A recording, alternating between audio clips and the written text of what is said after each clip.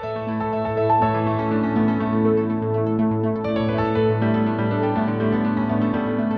friends, welcome back to the Journal Feed. My name is Nick Zelt, and this is the only place to get spoon-fed the latest and greatest of emergency medicine. We want to keep you guys up on the literature. We want to help you guys stay smart. And to do that, we spoon-feed you. If you are hearing this right now, then you are not currently a Journal Feed subscriber, and so you will not be receiving the full Journal Feed podcast, only getting a portion of the past week's articles. Don't worry, all good articles. But if you would like to get full access to both the podcast and the blog, then you'll have to become a member. All the details for that are at journalfeed.org. And remember, we never want money to be a barrier to better patient care. So if you're having trouble affording a subscription, just get in touch. We'll help you out. This is the audio version of the past week's summaries, which were brought to you by our authors, Jacob Atholtz, Ketan Patel, Christian Gerhardt, and Clay Smith. So here's the first article titled Bag Valve Mask Ventilation and Survival from Out-of-Hospital Cardiac Arrest, a Multi-Center Study out of the journal Circulation. I don't personally do any pre-hospital work, but I think a lot of the pre-hospital studies can inform our practices. Since, although they're in a less controlled environment and we have more personnel, the same principles pretty much apply. Now, this was a secondary analysis of the Resuscitation Outcomes Consortium, or ROC, trial of continuous compressions versus standard CPR in patients with OHCA. This reanalysis looked at the quality of bag valve mask ventilation using defibrillator bioimpedance data to replace proper measurements of ventilation volumes, which you could only really get from a ventilator. Though the original trial looked at continuous compressions and compared them against standard compressions, this reanalysis only looked at standard 30-2 CPR, and then were able to include 2,000 patients. Any ventilation over 250 milliliters was considered adequate.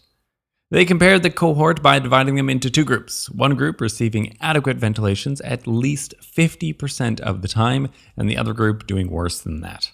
If you're familiar with how hard BVM actually is, despite the hubris of many, then the fact that 40% of this group were ventilated properly at least 50% of the time doesn't actually sound overly bad to me. I mean, don't get me wrong, it's kind of abysmal, but it's just not terribly surprising. The group with the better ventilations had markedly better outcomes, including pre-hospital and anytime ROSC, survival to hospital discharge, and survival with good neurological outcomes. Does everyone remember the COCARC study from 2002? And the systematic review we covered in 2021, looking at the various ways that you can have airway control and out-of-hospital cardiac arrest? Well, I'll remind you then, the COCARC study, which is a much larger trial than this one, showed equivalency between advanced airways and BVM for OHCAs. And the review that I just mentioned as well weakly implied that BVM might be the best airway option for OHCA.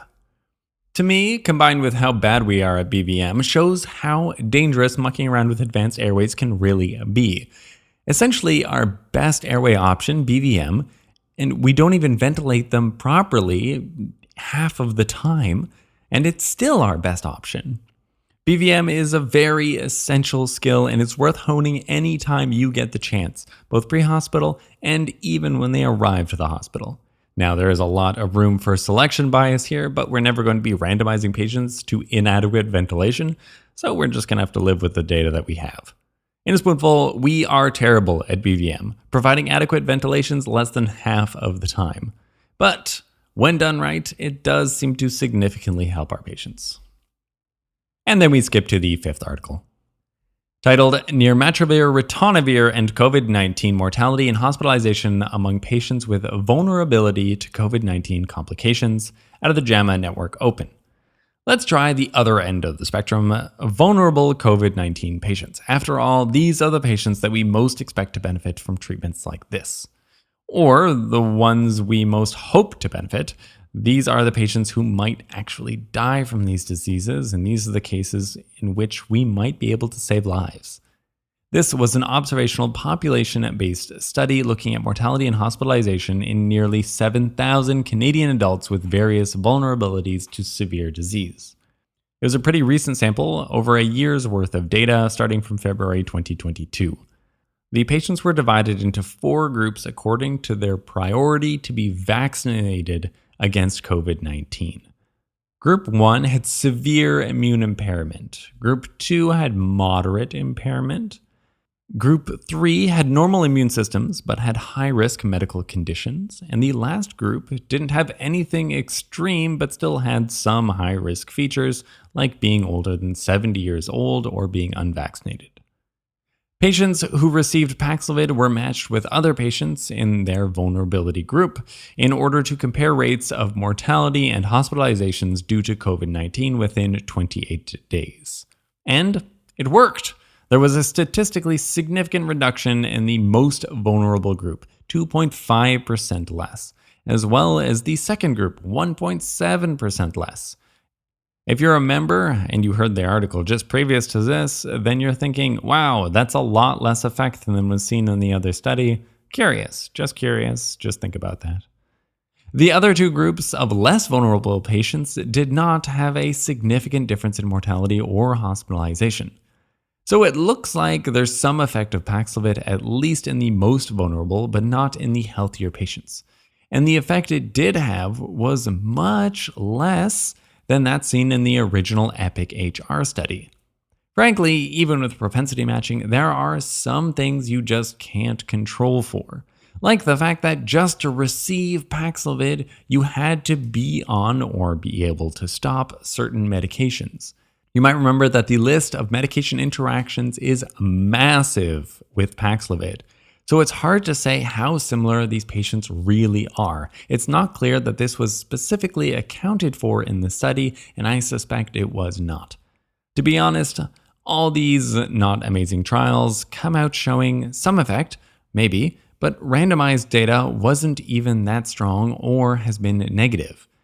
So I'm obviously still not sold on Paxlovid, but if it does have an effect, I think it would be a positive effect. And the experts are still recommending it, so I think it's still fair to give. In a spoonful, high-risk patients with COVID-19 likely benefit from Paxlovid, but we've always thought that to be the case from the original studies. Healthier patients, who are still a little bit vulnerable, did not seem to benefit. All right, that's it. That's all our article. Let's do a quick wrap-up. What did we learn today? From the first article, don't neglect your BVM skills. They save lives, and they probably need some love. And then for the last article, Paxlovid for the frail. Same as always, guys, it seems to be beneficial in the highest risk patients and not necessarily the rest. Again, if you were hearing this right now, then you were not part of the members feed, and so you missed 3 articles from this past week. One was about how to examine a neck. The next one was about rabies exposures and what to do with them. And the last was more on Paxlovid. Maybe it does do some good. Links to all the articles summarized can be found at JournalFeed.org, where the newsletter is the best way to make the podcast into a bite-sized nugget of spaced repetition. Our goal here is for you to read less, learn more, and save lives, one spoonful at a time.